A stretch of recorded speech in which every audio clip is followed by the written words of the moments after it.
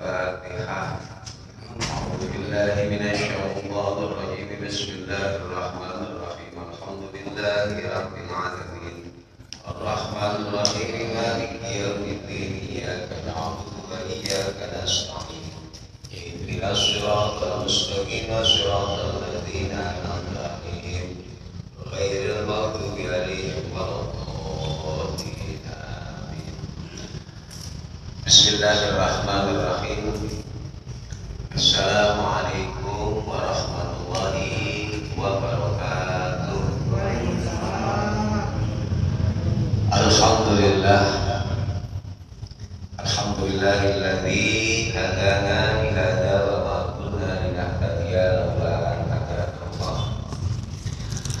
Asyhadu an la ilaha illallah wahdahu la syarika lah wa asyhadu anna sayyidana wa nabiyyana Muhammadan abduhu wa rasuluh. Allahumma shalli wa sallim ala sayyidina Muhammadin wa ala alihi wa sahbihi ajma'in. Amma ba'du. Subhanaka la ilma lana illa ma 'allamtana innaka antal alimul hakim.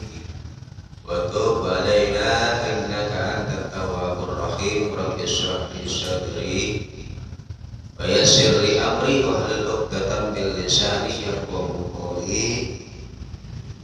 Hadratal mukarram wal muhtaram, para bapak, para jamaah yang dimuliakan oleh Allah Subhanahu wa taala. Puji syukur alhamdulillah atas nikmat anugerah yang telah Allah berikan kepada kita semua. Terutama alhamdulillah kita masih diberikan nikmat iman, nikmat Islam, nikmat sehat dan afiat, dan juga alhamdulillah kita masih diberikan nikmat kesempatan oleh Allah Subhanahu wa taala, yang mana alhamdulillah pada malam hari ini kita masih bisa menjalani aktivitas kita, rutinitas kita. Mudah-mudahan dari apa yang kita lakukan ini semua menjadikan Allah ridho kepada kita, dan tentunya kita berharap mudah-mudahan kita mendapatkan jujuran rahmatnya dan ampunannya dari Allah Subhanahu wa taala. Amin ya rabbal alamin.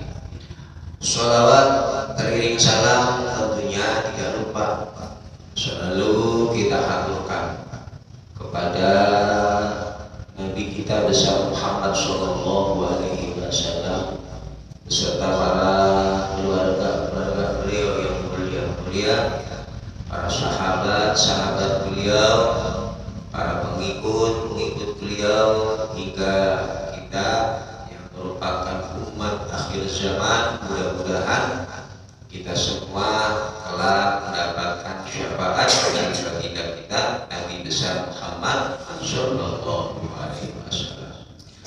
Hadirin jamaah yang dimuliakan oleh Allah Subhanahu wa taala. Alhamdulillah kita sekarang sudah memasuki bulan Syawal. Jadi bulan Syawal itu para ulama mengatakan bulan di mana Allah Subhanahu wa taala banyak menurunkan bala, banyak menurunkan musibah.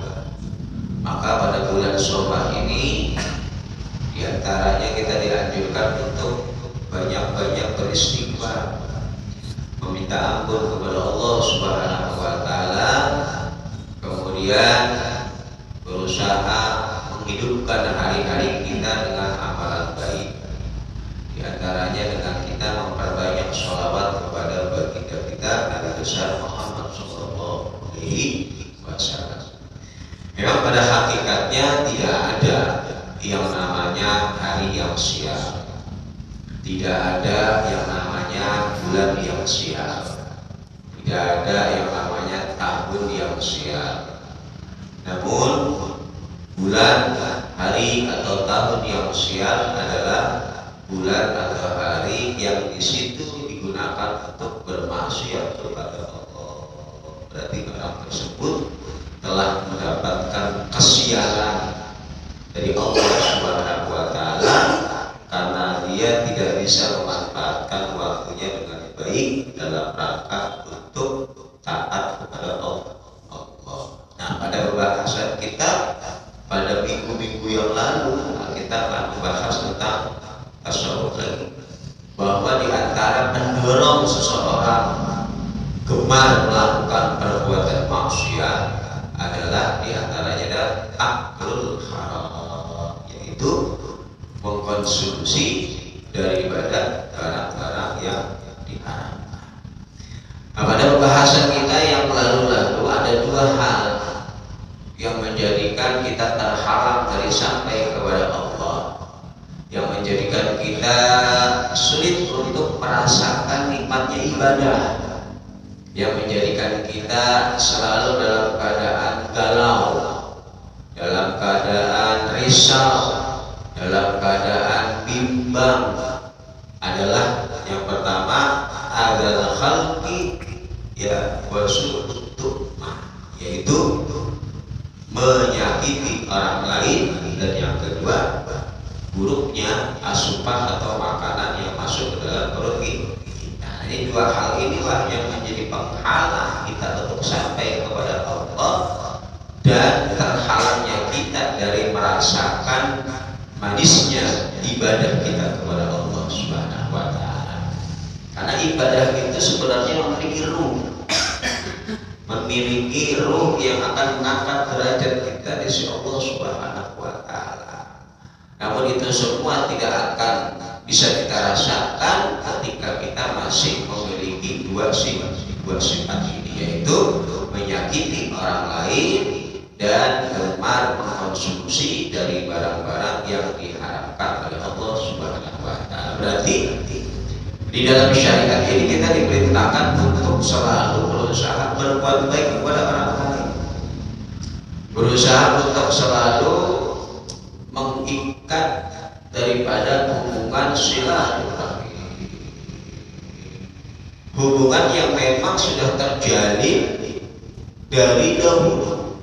Karena kita ini pada dasarnya tercipta, terlahir dari satu nenek kakek yang sama, yaitu Nabi Allah Adam alaihissalam. Dari satu rahim perempuan yang sama, yaitu Siti Hawa.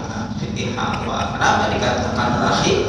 Karena memang perut seorang perempuan itu merupakan tempat kasih sayang, di mana kita berada di dalam perut seorang ibu 9 bulan, diberikan kasih sayang oleh Allah Subhanahu wa taala melalui perantara ibu kita. Makanya perut ibu dinamakan dengan rahim. Nah, kita diperintahkan untuk selalu berusaha menggabungkan atau menyatukan silah, itu artinya menyambung hubungan silaturahmi, hubungan kasih sayang di antara kita. Ya, inilah yang dianjurkan oleh Nabi Muhammad Shallallahu Alaihi Wasallam. Bahkan di dalam hadis Nabi Muhammad Shallallahu Alaihi Wasallam, nah, di sini dikatakan Nabi Hurairah radhiyallahu anhu, dari Abi Hurairah yang merupakan sahabat Nabi Muhammad Shallallahu Alaihi Wasallam, salah satunya adalah Abi Hurairah. Beliau adalah terkenal dengan sahabat ahli sunnah, sahabat yang memang mondok langsung dengan Nabi Muhammad. Jadi tidurnya itu di emperan Masjid Madinah, tak punya rumah, tak punya pekerjaan. Jadi betul-betul orang-orang yang hidupnya selalu mendampingi Nabi Muhammad, bahkan tidak pernah jauh dari Nabi Muhammad. Mereka adalah golongan orang-orang yang dikatakan ahli sunnah, orang-orang yang hidupnya di pinggiran emper Masjid Nabi Muhammad Shallallahu Alaihi Wasallam. Untuk makan mereka bertawakal Allah, tergantung pemberian orang. Ini luar biasa para sahabat-sahabat ahli sunnah tersebut, mondok langsung ke Nabi Muhammad Shallallahu Alaihi Wasallam, ya, selalu ikut jamaah dengan Nabi Muhammad. Dan diantaranya Abu Hurairah. Makanya beliau terkenal dengan sahabat yang banyak meriwayatkan hadis Nabi, karena hidupnya nggak pernah jauh sama Nabi. Ya, selalu ya, karena rumah Nabi itu kan buka pintu langsung masjid Nabawi. Ya, rumahnya itu dempet ke masjid. Nah, sahabat itu, sahabat dari Sumpah tidurnya di pinggir-pinggir masjid. Nabi keluar, sahabat ngaji tiap hari dengan Nabi Muhammad SAW. Ini sahabat Nabi yang bernama Abi Hurairah. Ani Nabi SAW, dari Nabi Muhammad SAW, qala, berkata Nabi Muhammad SAW, man nafasa an mu'minin kurbatan min kurabi dunya nafasallahu anhu kurbatan min kurabi yaumil qiyamah. Ya, yang artinya Rasulullah SAW bersabda, man nafasa ay bitasydidil fa'i ay farraja wa kasyafa wa azala, siapa orang yang memberikan kegembiraan kepada orang lain, wa kasyafa, dan membuka kesedihan orang lain, wa azala, dan menghilangkan kesedihan orang lain, binafsihi, baik dengan dirinya, au malihi, atau dengan hartanya, au jahihi, atau dengan kedudukannya, au du'aihi, minimal dengan doanya. An mu'minin kurbatan min kurabid dunya, dari orang-orang mukmin, min kurbatin, dari musibah, ay syiddatin wa musibatin, dari kesusahan, dari kesedihan, dari musibah, min kurabid dunya, dari musibah-musibah dunia, ay syada'iduha wa masaiduha, nafasallahu anhu kurbatan min kurabi yaumil qiyamah. Maka Allah Subhanahu wa ta'ala akan meringankan, akan membuka, akan menghilangkan darinya kesusahan, kesedihan nanti pada hari kiamat. Jadi kapan datangnya pertolongan Allah kepada kita di dunia maupun di akhirat? Selama kita mau menolong, membantu kepada sesama. Itu poinnya.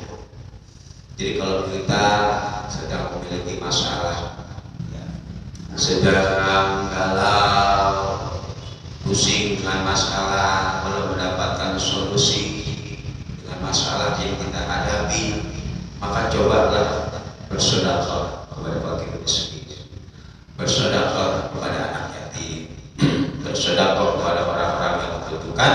Insya Allah nanti di situ akan Allah bukakan solusi untuk kita.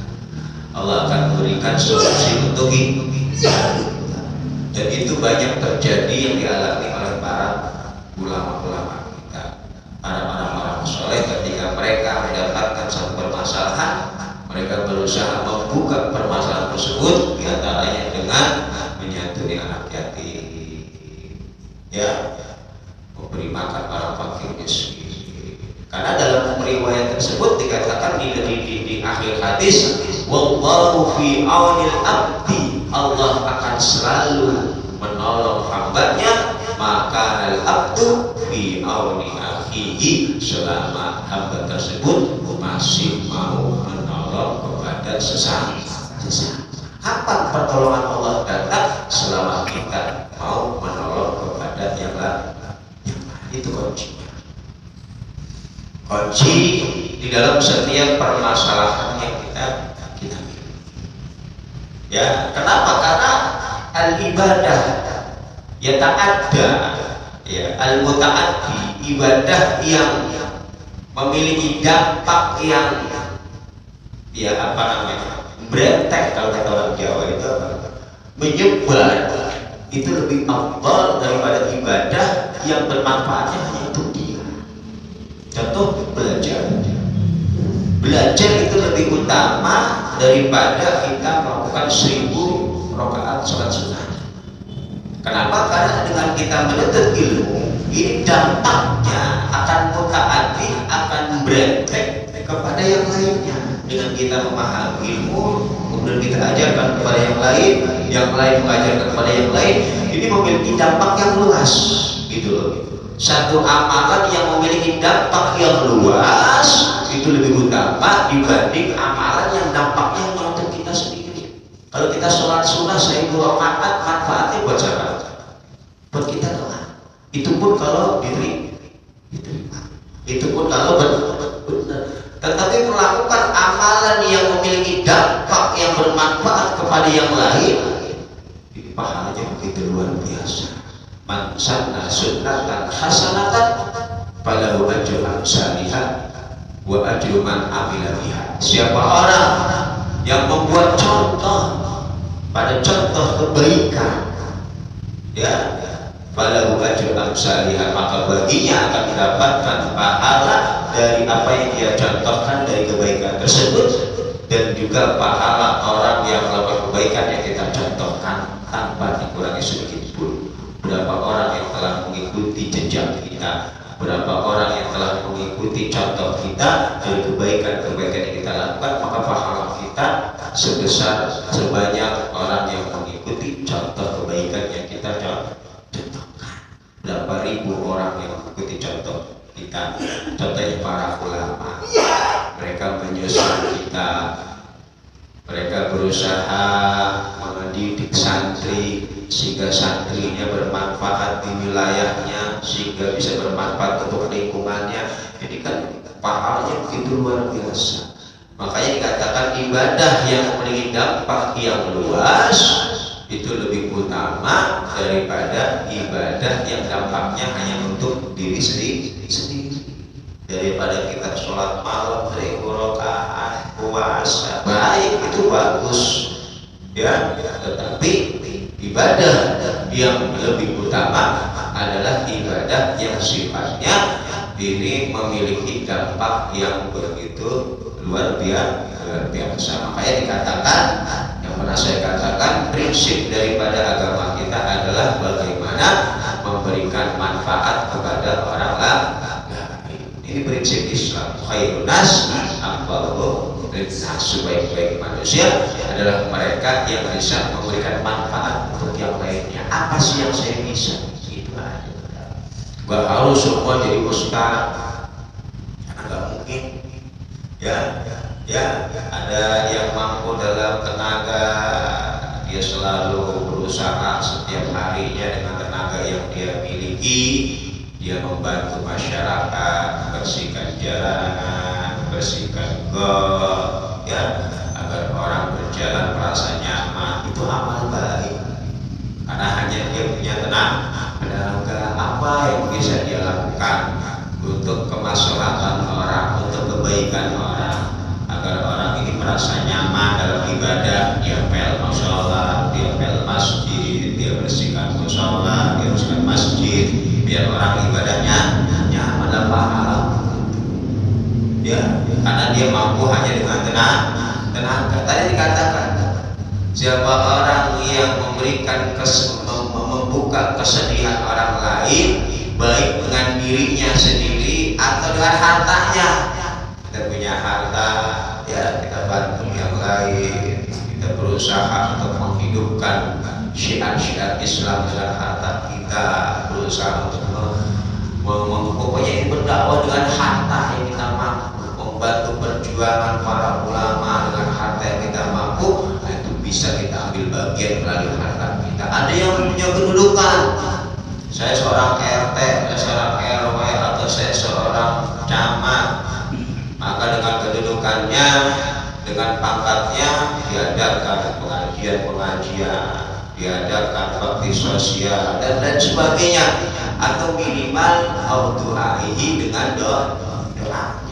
Tenaga udah gak punya, banda udah gak punya, kedudukan juga gak punya, ini orang tua doain, ya, jangan ya menghalang-halang, doain. Anak gak bisa ke musola, saya ngaji, doain.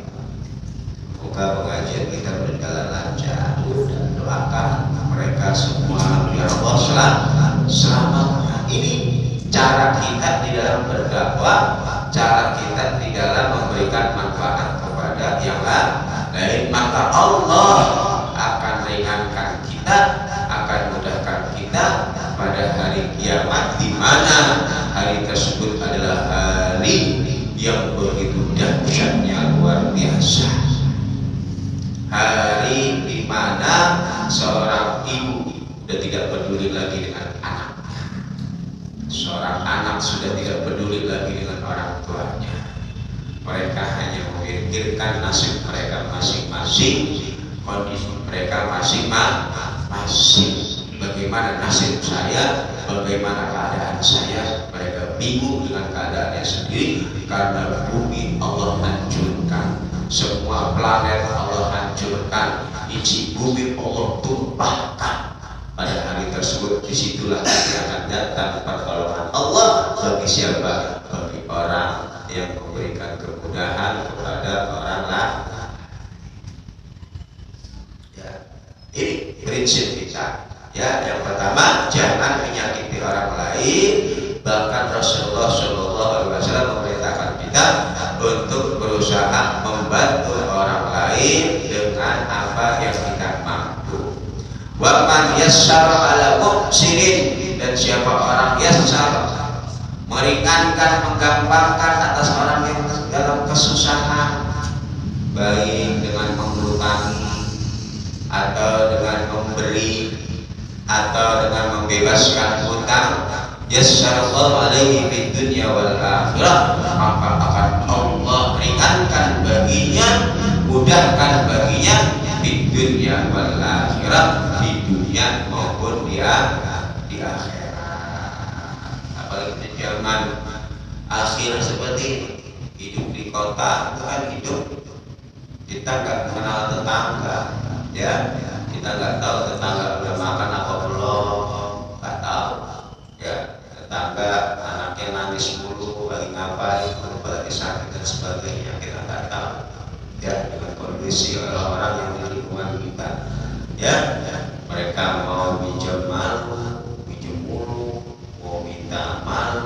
Nah, ini perlu kepekaan dari kita dengan lingkungan-lingkungan yang ada di sekitar kita, ya, agar terjadinya, ya, baldatun wa rabbun ghafur. Maka Allah akan ringankan dia, mudahkan dia di dunia maupun di akhirat. Wa man satara musliman satarallahu fid dunya wal akhirah, dan siapa orang yang menutupi saudara muslimnya, niscaya Allah akan tutupi dia di dunia maupun di akhirat. Tutupi kesalahan orang lain, aib orang lain jangan dibuka-buka dan sebagainya. Kesalahan orang lain maafkan, ya, maka Allah akan menutupi kesalahan kita, aib kita di dunia maupun di akhirat. Ini penting loh, Pak. Menutup aib itu penting, apalagi aib saudara kita jangan dibuka-buka, ya, karena Allah sudah menutupi. Andaikan aib kita Allah tampakkan kepada seluruh manusia, niscaya tidak ada orang yang menutup amal kita, karena tahu keburukan kita, tahu kebobrokan kita, tahu kejelekan kita.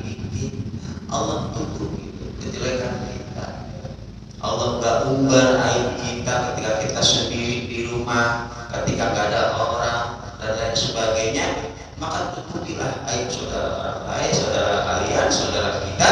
Allah akan tutupi kesalahan kita, aib kita, baik di dunia maupun di akhirat. Wallahu bi'aunil abdi maka al-abdu bi'auni akhihi, dan Allah akan selalu menolong hambanya selama hambanya selalu menolong kepada saudaranya. Nah, ini hadis yang merupakan menjadi prinsip bagi kita di dalam kita menjalani kehidupan di dunia ini. Karena pernah saya katakan, bolak-balik saya katakan, urusan Allah itu urusan kecil.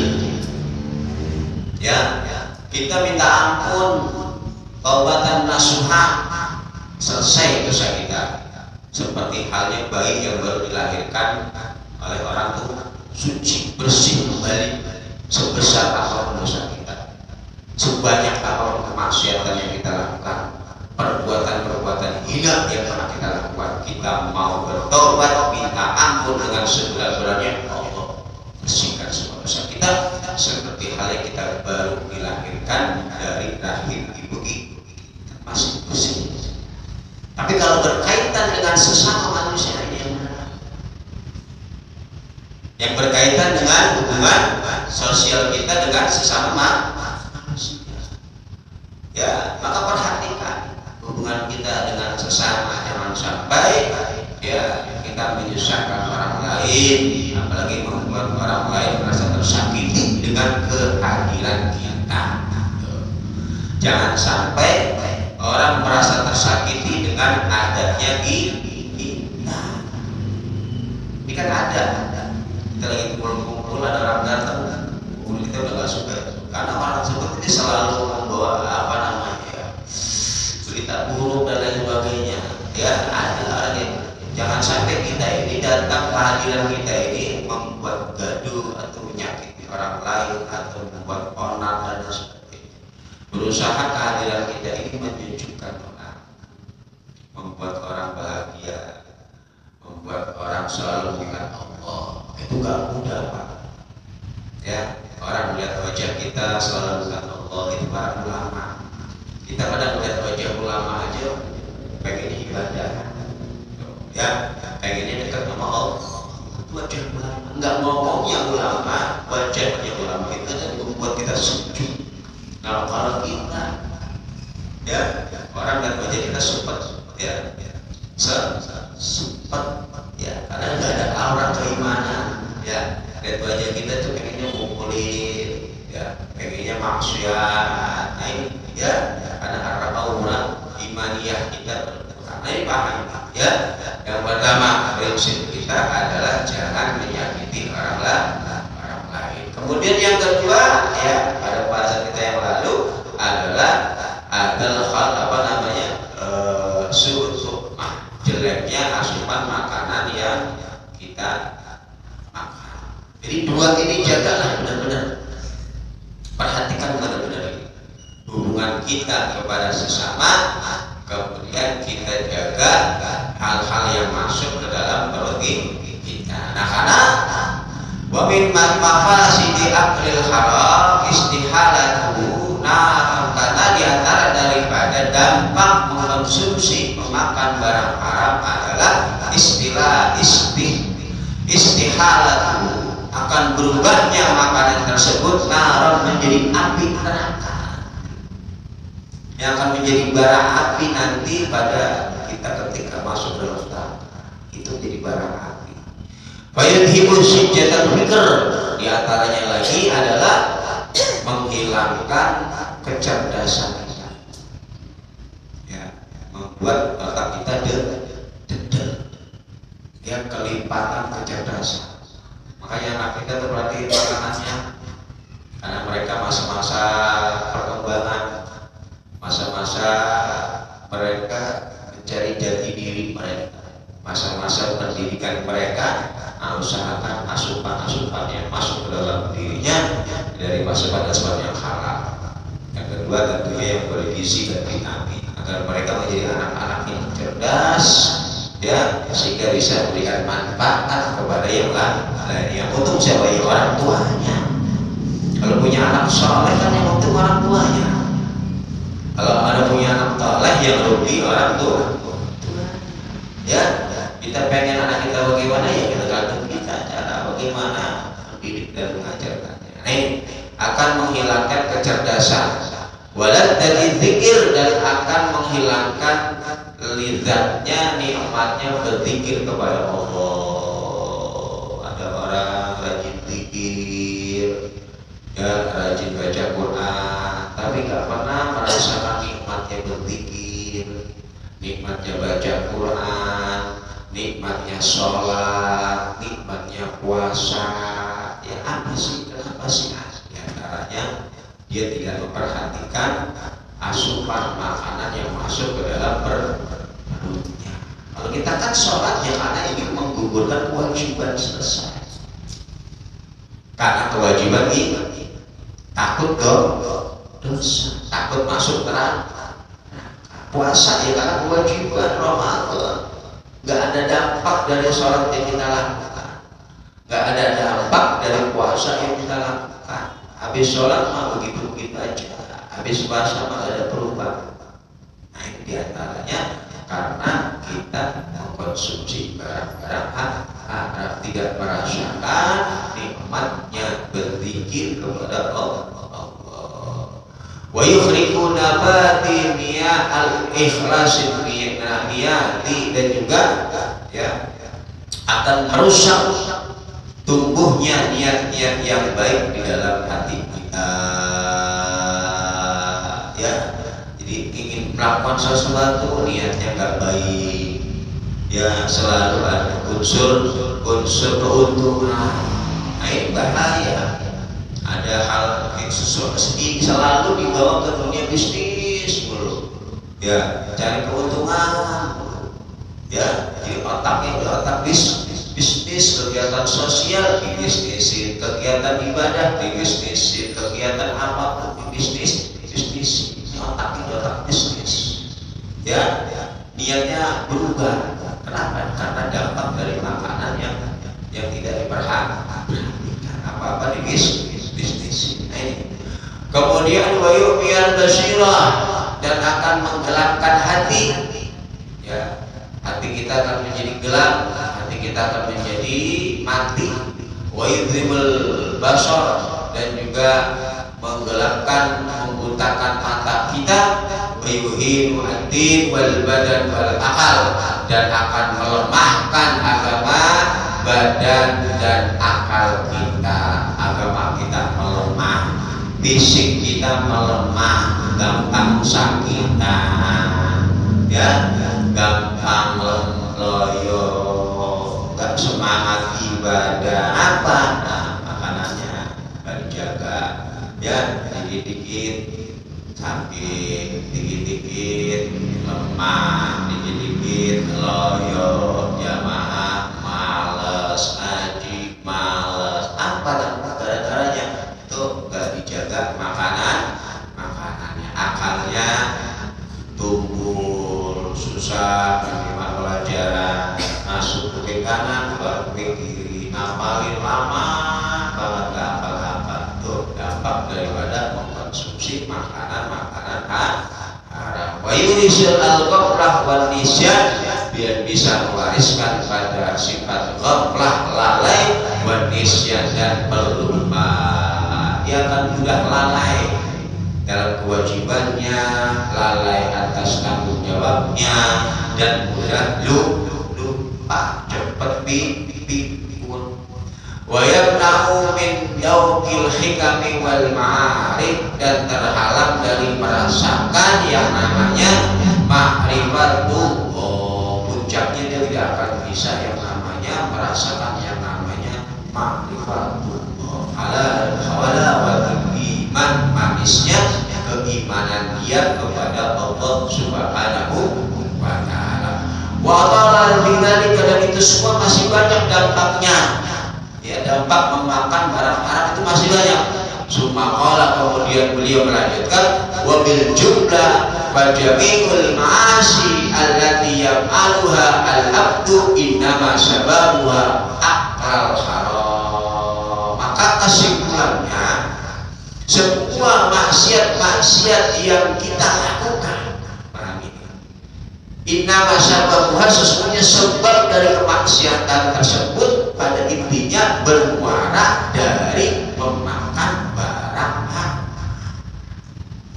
Jadi kemaksiatan yang kita lakukan, kelalaian yang kita lakukan, atau perbuatan yang melanggar syariat yang kita lakukan, intinya sumbernya yang paling pokok adalah kita kurang perhatian dalam masalah makanan, dalam masalah menjaga asupan.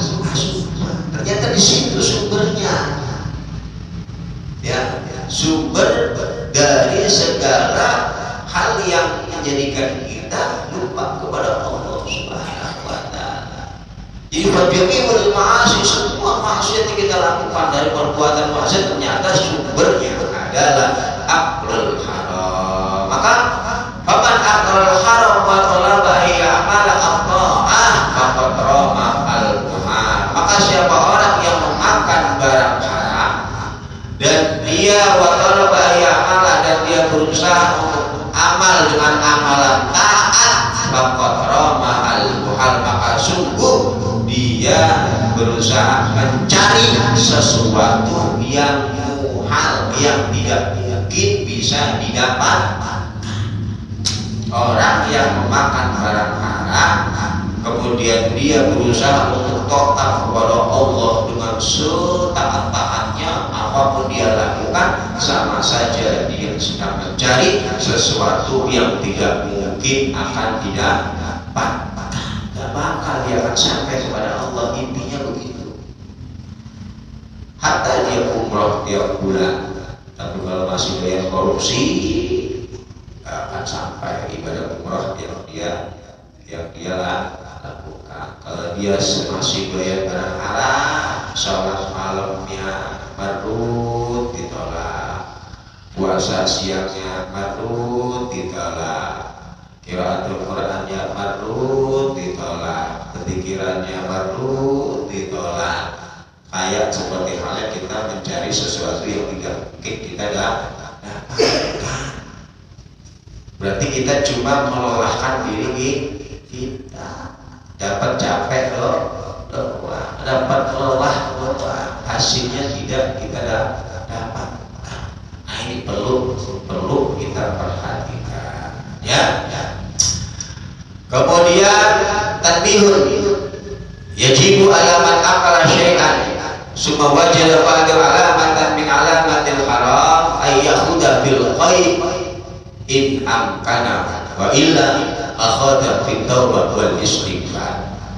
Wajib hukumnya bagi seseorang yang memakan sesuatu kemudian dia mendapati setelah memakan sesuatu tersebut dari tanda-tanda keharaman, ya, barangnya barang haram, aduk dia makan, apa yang harus dia lakukan? Tindakan apa yang harus dia lakukan? Wajib yang dia lakukan apa? Ayyahuda bil qaidi. Maka yang pertama dia harus berusaha memuntahkan kembali makanan tersebut. In amkana, kalau memang mungkin bisa dimuntahkan, buru-buru dimuntahkan.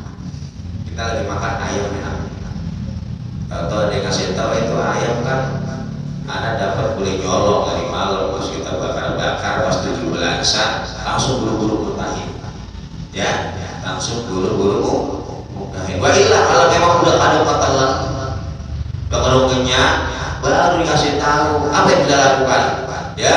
Fit taubat wa istighfar, bersegeralah Anda bertobat dan memperbanyak istighfar, meminta ampun kepada Allah. Tidak ada salah. Ini kehati-hatian Pak.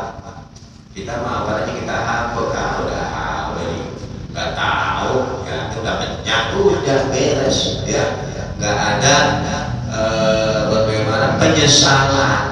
Ada kita begitu, nggak ada penyesalan. Taubat itu kan artinya menyesal. Jadi habis makan barang, makan apapun, kemudian dikabari barang tersebut ini barang haram.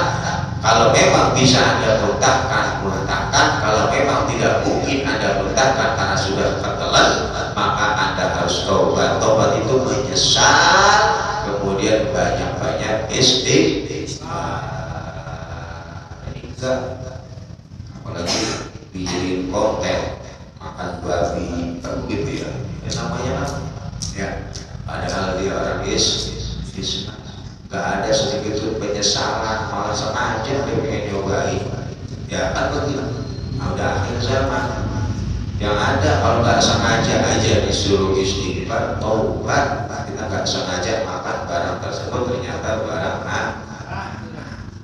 apalagi sengaja, paham ya? Nih, kemudian waminha, ya, di antara tanda, ya, wamin alamati, daripada tanda, daripada makanan tersebut, makanan yang ada nilai haramnya, ciri-ciri, ya, daripada tanda yang kita makan itu dari barang haram, udah kadang kita makan. Yang pertama, ayatun al-syari ala dzalika ta'am iktiraf min haitsu wadul aliyat. Yang pertama, syariat memandang pada makanan tersebut, ya, tidak menganggap baik pada makanan tersebut, baik secara zatiahnya atau secara di dalam memperolehnya. Contohnya seperti bangkai. Bangkai itu kan sesuatu yang mati sebab ayam yang mati tanpa disembelih dengan secara syar'i itu udah bangkai. Ya nggak boleh kita makan karena hukumnya haram bangkai. Ya, atau hewan-hewan yang memang tidak boleh secara syar'i kita makan. Atau ayam tersebut dipotong secara tapi perolehannya dari cara yang tidak baik, dari tidak halal. Nah ini juga tanda-tandanya ini ya. Maka kalau kita dapat kabar dari itu buru-buru. Yang kedua, minha wujudul dzulmah bil qalbi, berdampak pada menjadikan hati kita menjadi galau, dzulmah, gelap di dalam hati kita. Ya. Jadi kalau hati kita hari ini nih ya bawaannya marah mulu. Ya gelap lah, sakit hati sama orang, dengki sama orang, pokoknya bawaannya hatinya lagi gelisah nih. Perhatikan tuh tadi pagi teh makan apa. Ini tanda-tanda bahwa yang Anda makan itu ya dari barang hati kita menjadi gelap. Hati kita menjadi gelap. Jadi kalau hidup lagi hatinya lagi galau, pusing, stres, perhatikan tadi Anda makan apa. Telusuri, buru-buru istighfar, buru-buru perbaiki ya dari makanan Anda. Karena tanda daripada makanan haram itu tadi menjadikan hati kita menjadi gelap atau galau. Kemudian wasaqala fitabaiyah, menjadikan berat di dalam diri kita, taubat karakter kita. Hatta ka'anna man akalahu akala rasul. Jadi menjadi kita males untuk bergerak. Ya, bawaannya pengennya pewek mulu, tidur mulu, enggak ibadah kayak males, jamaah males, berbuat ini males, ya pengennya rebahan mulu, ngaji males, baca Al-Quran males, zikir males. Nah, perhatikan ya tadi pagi Anda makan apa. Makanya obat paling mujarab ya itu adalah puasa. Puasa itu paling mujarab untuk kemalasan kita, untuk kecerdasan kita, itu puasa. Karena puasa itu mengatur ya pola makan kita. Ya, bukan berarti kita puasa kemudian pas buka makannya main habuk sulit. Atur kita pola makan. Maka puasa kita akan bermanfaat bagi kita. Nih, ya, di antaranya lagi. Kemudian wa minha ayyaku wa minan naum bayat khususatan hatta yastaiqal kama yaqulu liman yaqulur riba. Di antaranya lagi tanda dari makanan tersebut yang kita makan ini barang haram adalah ayyaku ma minan naum bayat khususatan hatta yastaiqal. Ya, males untuk bangun ketika kita bangun dari tidur. Jadi kalau dengar suara azan kemudian kita udah dengar nih lilir malas pengen tidur lagi, nah, itu kemungkinan ya Anda hari itu ada mengkonsumsi dari barang haram seperti halnya lima dia riba, orang-orang yang memakan barang riba. Jadi malas bangun sholat subuh. Nah, itu diantara dampak daripada memakan barang-barang haram. Males rasanya pengen bangun malam, apalagi sholat tahajud, sholat subuh aja terlalu. Nah, perhatikan itu. Asupan setiap hari yang Anda makan itu perhatikan hasil dari mana, didapatkan dari mana.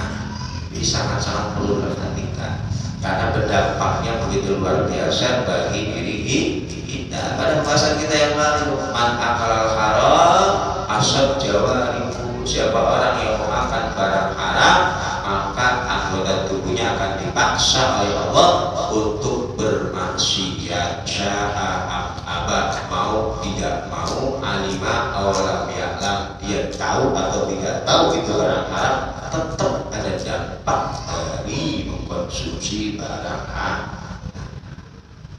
Ya, perhatikan. kan, apalagi zaman sekarang ya zaman pinjol. Pinjol itu kan riba, jelas itu ya, jelas di situ ada bunganya, namanya riba korot itu riba di dalam hutang.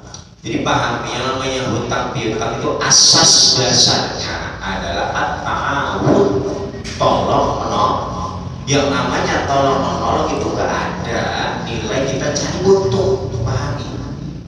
Beda dengan tijarah, jual beli. Tapi kalau pinjam meminjam itu asas daripada pinjam meminjam itu at-ta'awun, sama seperti BPJS. BPJS itu ulama mengatakan halal, ada yang mengatakan tidak boleh, haram. Yang mengatakan halal karena asas daripada BPJS itu adalah at-ta'awun, tolong menolong antara yang si punya dengan yang tidak punya, saling membantu. Yang namanya utang piutang itu asasnya saling tolong menolong, tak ada unsur cari untung. Paham? Jadi riba utang piutang, yang orang yang mengutangi mencari mendapatkan keuntungan dari orang yang piutang. Ya, nggak boleh. Karena ancaman orang memakan riba adalah dia berarti menantang perang kepada Allah, langsung menantang perang kepada Allah, dan dia sama seperti halnya memakan bara api neraka. Jadi perhatikan ya hal-hal tersebut. Wabinha, di antara tanda-tanda daripada makanan tersebut ini makanan haram adalah antal aba an-nafsu wa yataqayahu wa huwa qahran alaihi min ghairi mu'alajah. Ya. Jadi bawaannya ketika Anda memakan makanan tersebut ingin muntah, itu berarti itu makanan enggak baik lah. Secara kesehatan juga tidak baik. Secara syar'i, syar'i ya, itu mungkin ada nilai haram. Masa jauh-jauh khamar itu kan kalau kita minum pengen nah, jadi ada nilai pengen muntah tapi tidak disengaja. Makanya dalam Islam itu berlebihan di dalam makan itu hukumnya haram. Contohnya makan durian halal, tapi kalau ada berlebihan sampai muntah jadi haram. Ya, ini paham.